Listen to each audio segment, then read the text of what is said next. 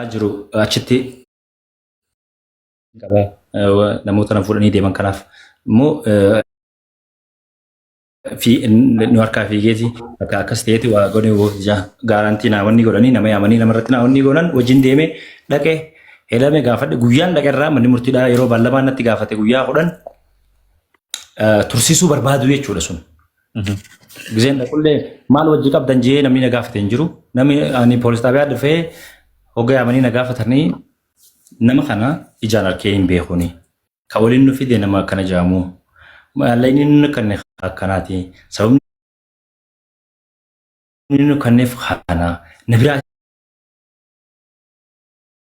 hin qabdu hin jenneeni duraanuma irraahu akkaawuntii immoo sababa malee cufsiise waa'een kun waa'ee gandaa fi gosaa wal tuttuqu waan ta'eef akkasitti akka hin hubatamneef maallaqa isaa akkaawuntii gadhiisaa ammas taanaan akkaawuntii gadhiisuu mana murtiirraa waraqaa barreeffate malli isaa kan namuu fi keezii biraa waliin hojii qabaate ammaaliif hin dhufee asitti hidhamee jeetiin gaafa sababni asitti dhufee hidhameef maali?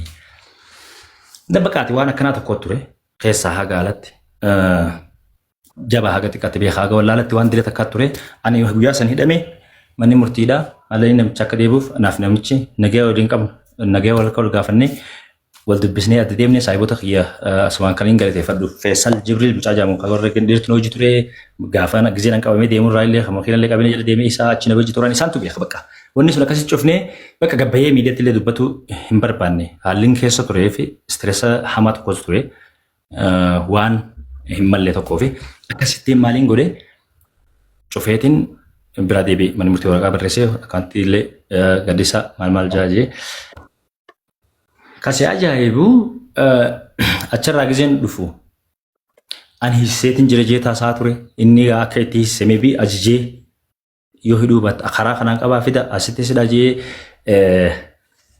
ajaja akka ifitti dabarfachuu danda'a ammoo inni wanni inni godhe yaa garee takkaa jirata maallaqaan biyyaalaa kana namoota isaan hin barbaanne balleessuudhaaf namoota akka isaa kanatti erganii karaa seeraatiinis haa ta'u maaliidhaanis waan diree takka godhan tokko jira. Ni beeka namoonni hedduun amma yoo maqaa yaamuu baadhilleedha.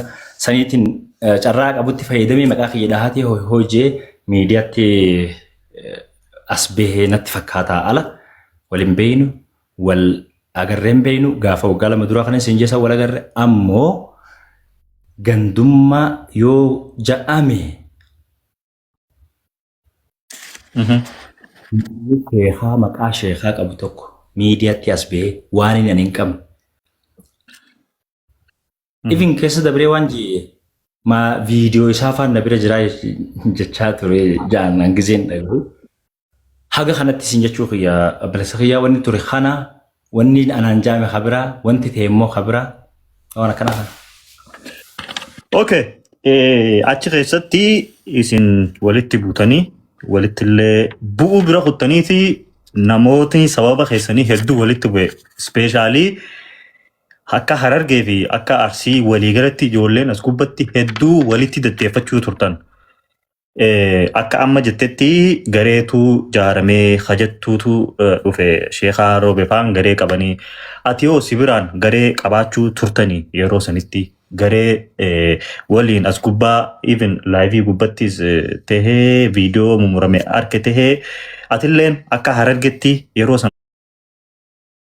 baatee dhaadachuu turte yeroo sanitti maaltu akka dhaadattu si godhe yeroo dhaadattu san Harargee garee ijoollee Harargeetti wajjin qabaachuu turtammoo karaa dhaadumsaa wanni si oofe maali oggu sanitti viidiyoodhaan arke waan hin ta'eef. Yaa dhaadannoo qofa osoo hin taane dhuguma jiruun dubbadhe hangarees hin qabu hawaasni kiyya an keessaa bahee hawaasa akkanaati. Ani yoonin waa nama waa godha nuufitti gartee waan min albaatatti nama hinaafuu miti. Haqeessaa qeessiif sheekiif beekaa fuullaalaan osoo hin hafin anarratti jecha nan dubbadhe kanaaf akkana ta'e yoo makiinaa ta'e warri namaa bitu eenyu hin beektanii. Suni dhuguma lafa jirtu immoo hawaasni tokko aadaa fi duudhaa amala addatti qabu qaban akkuma naannootti amalli gandi hundi yookaan immoo kutaan hundi. Ani immoo kanarratti wanni nan jee hawaasa Harargee irraa hin dhaladhe akka Oromootti Oromoo akka Musliimatti Musliima akka Itoophiyaatti Itoophiyaa immoo hawaasa baha Oromiyaa kanarraa hin dhaladhe hawaasa kaashituu kaashii jaamu kanarraa. Ani garee isin qabu kophaan deemas ni beekta. And then wanti ture kana garee nan jaaradhee namni tokko na tumsijeen hin jiru. Dhugaa namni hundi immoo ilaalee ijaan ni arga. Sii galeemi? Kanaa dhaadannoon an godhe yookaan immoo wanti an godhe wanni kijibaa takka achi keessa hin jirtu. Ani Harargeedha jechuu yoo gandummaa ta'e yaa ani Harargeedha.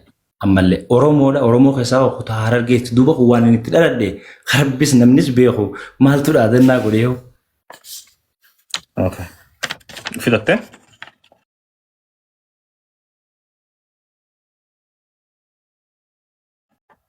Yaa. Thank you.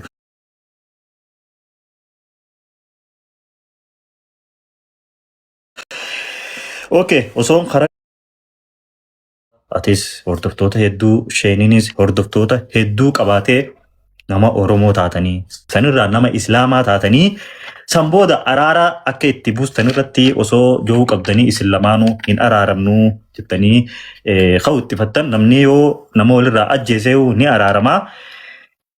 Ati yoo obboleessa kiyya murtii karaa araaratti yoo nufi waan kana achisiisine maal sitti fakkaata? Namni irra walii dabra, namni walitti balleessa, wal lola. Sigalee namni akka obboleeyyan lamaanuu qawweenis wal dha'a garuu walitti ni araarama. Waan kana karaa araaratti atis nu qabamtee sheekaas anis ni dubbisa. Waan kana yoo karaa xumura goonee isin obboleeyyanis salaamu alaikum afootuun illaa qofa waliin jettanii namuu san booda dhimma keessan ooffattan moo maal si fakkaataati akka keetitti? Yaada kan ka'e akka namatti akka hawaasaatti yaada bareeda. Gaafiin sii qaba asirratti akka obboleessa Muslimaa akka obboleessa Oromoo akka namummaatti illee. Seera Oromoo seera namummaa seera Islaamaa keessatti illee namni tokko gizee wal dhabe maalirra dhaabbatamee araarama. Waan irratti walitti balleessan san jidduun dubbatameeti. Abbaa baluurra badiin muramee ati badii qabdaa dhiifama gaafadhu ati akkana jaamee kan booda badiin san walitti muranii badii an balleesse jaanii dhiifama wal gaafatan kan beekutti gaara. Dhagee. Waan jiru reeta osuma araaraa miti wanni barbaadite tarii ka waraane ni dagata. Inni miidhamee fi waraaname garuu yoomillee hin dagatu.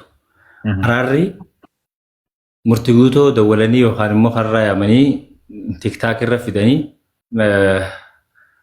waan ilma namarratti hin godhamne hin yaaddamne anarratti godhame ani araara godhu hin jiru inshaa Allah araarri yoom akka godhamu guyyaa takka akka godhamu ni hin beeka gizee akkamii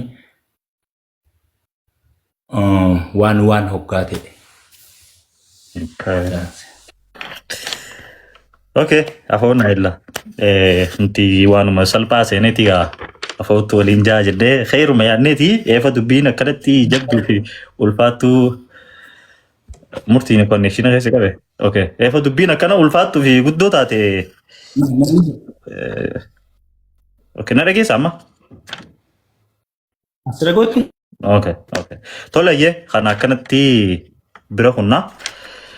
Murtiin torkii qaqqabu jira. Hello. Ani sumaan dhaga'u jira garuu qabutti hin jiru. Okay. Kanaan bira kunnaa. Tole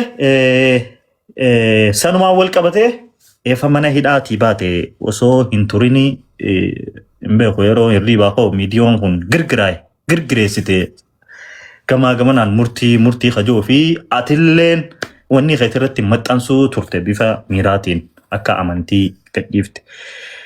Ifi murtii dila san hunda waan dila sanuu baattee waan adda addaa maybe miidiyaa irratti namni quba hin qabne keessa dabartee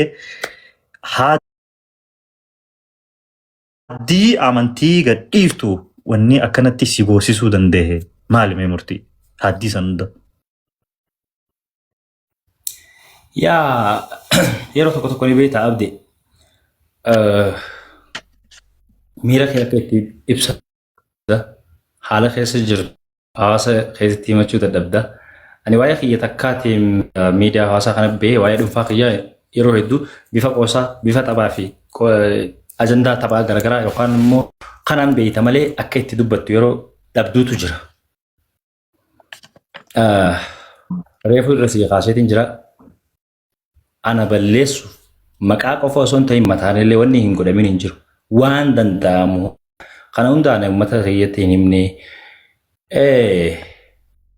Murti yeroo takka kan biyya keessa Murti yeroo takka I think hawaasnilleen gaafii tana wanna ta'ee jira sila atillee yoo fedhinnaa himuu hin qabaatiin yoo bira kuttillee natti ni tolaanillee akka kiyyatti waanuma ajandaa hawaasaa ta'eef ta'ee namnilleen sila gaafii tun koomentii harkutti hin jira. Kaanis itti bufi jaa kaanis bira kuti jaa ati akka filannoo keetitti gaafii tana deebisus yoo barbaadde yoo bira kutus barbaadde takka dirqamni hin jiru biras kutuu ni dandeenya yoo itti bufuu barbaadde itti bufi. Sorry si qabuu kiyyaa. kami ati khabira dabrinaan jette. Yookaan Dhimma amantii kana yaa. immoo reefna gaafata kana bantamoo. Amma si gaafadhe akka maali? Okay bal'inaan dubbattaa? Jechuun hin dubbatu hin deema jechuudha baritti. Okay yaa hayya. Malee gaaffii biraa jiru. Tanuma jechuun koomantii takka takka argeetiin miira hawaasaa meebi hawaasni miira wanna keessa yoo ta'e jeeti itti fufeeyye. Okay akkas taana. Sorry. Akkamtu ta'e beeka.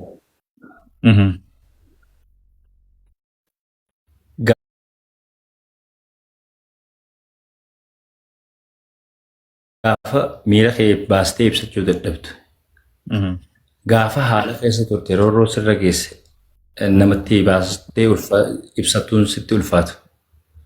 Wanti sirra ga'e immoo akka nama tokkotti akka nama dhuunfaatti osoo hin taane garee fi jireenya mutara sitti biyya keessaa biyya alatti xiqqaa fi guddaa miidiyaa qabuuf dhageetii qabuun wanta irratti godhame saniif diffeendi godhuuf illee wama tokko wanni hin jenne. Zan wanni ture waan akkanaati. Yeroo ati hamtuu keessa jirtutti waa hedduu gamaaf gamana ilaaltee dhiista. Wanni dilli sun irra godhame gizeen mana hidhaa sanii bahullee yoo yaadattee jiraatteef. Kanaan ta'e kana na godhan akkasiin ta'e akkas keessaan ture jecha takkan dubban. Hin callise. Haalaan keessa tureef wanti irratti teessuun gara seeraatiin gara namaatiin namummaa fi oromummaa fi islaamummaatiin yoo ilaalte waan ilma namarratti godhamuun seeraan illee seeran turin wanti irratti ifin maqaballeessi hagas gahu anarratti deebisifamee maaliif kun ta'e jee namni gaafate hin turre. Osoo maatii qabdu, fira qabdu, hiriyoota qabdu yeroo tokko tokko kophaa taatu beekta. Ta'eetiin achii bee eegaan achii bee booda immoo karaa amantitti aaruu fi miira san keessa maaltu si galchee ka'eettetti waan maybe ani ammallee akkana akkasii jee dubbachuu hin barbaanne hiriyoonni kiyya dubbatan dhageessee jirtanatti fakkaata galgala san. Gaafas ani akkana fi akkas jee dubbachuu hin barbaanne amantii jechuun ni aarta bakka waan sirratti kanarratti namootumaati amantii hojii qabeettee yaadu. Keessattuu namoota bakka waan isin jiruun beeku dila kan gisee gahu ni aarta miira addaa keessa galta wanni hundi waan gootu dhabdee jireenya kan kee balleessanii qabeenya kan kee balleessanii maqaa kan kee balleessanii wal cittoo irratti fanxoon gaafas irratti bakka sanii miti namni sadarkaa sanii walitti even lubbuu ifillee balleessuu ni danda'a jeeti yaada akka istireessa keessa jiru.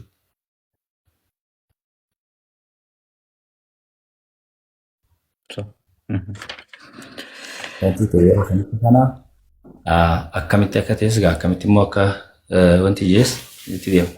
Thank you. Galatoomii.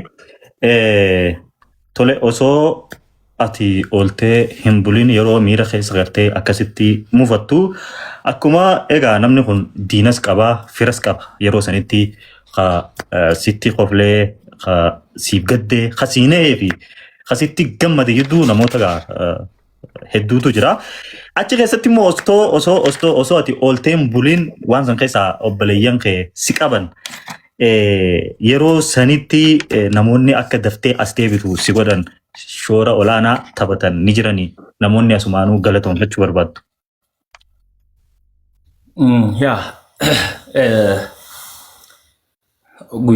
Guyyaa isaa ooleetiin galgala ani silkiitti yaasuu fadheetiin nama takka wajjin sariiroon qabu wanta miidiyaa dubbadhe san dubbadhee tin bakka dipireeshina hamaa keessaan ture haa galatoomu Alex Taayyee ture kan bakkaanan jirus barbaadee waan inni isa dubbisuuf na dubbisee akka bakka jirtullee ayyera koon qabu namatti ni minnaan jee bikkaan jiru egaan itti himee booda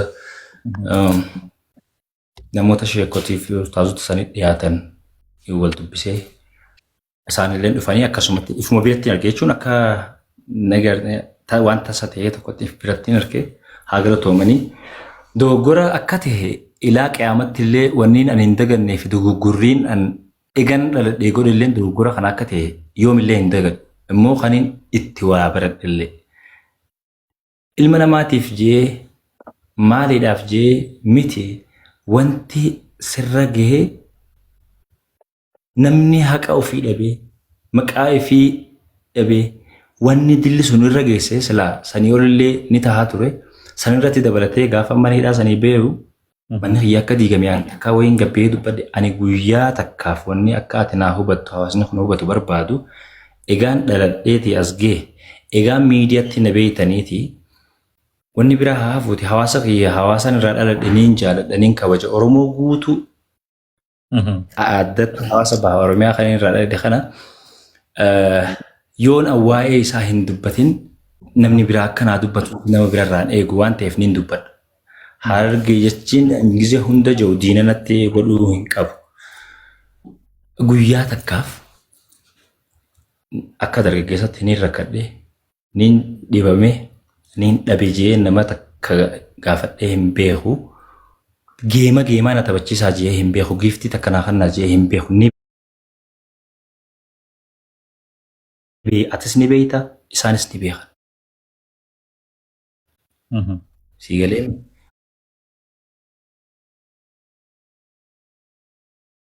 wanta narratti teessaniis an gadi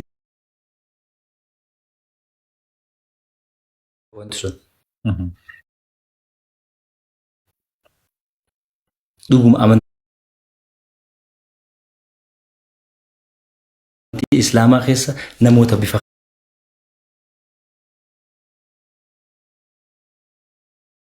kanaan akhlaaqa akkanaa kanaan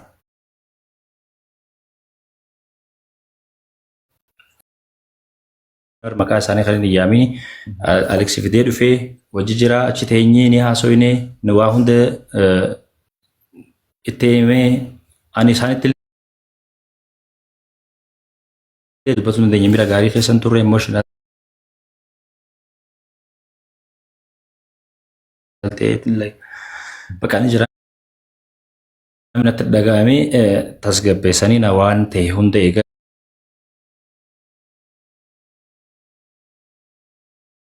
dhagayaan booda sanduras galgala sandura akkana ta'uu fi nuti si dagachuudha waa hedduu takkaa dubbatamee achitti akkuma amantii islaamatti agartee milaa waan an godhe kun anaaf dogoggora irraa dhumaa kan hin ganallee hin daganne akka ta'e egan si himee booda namoonni hedduun musliima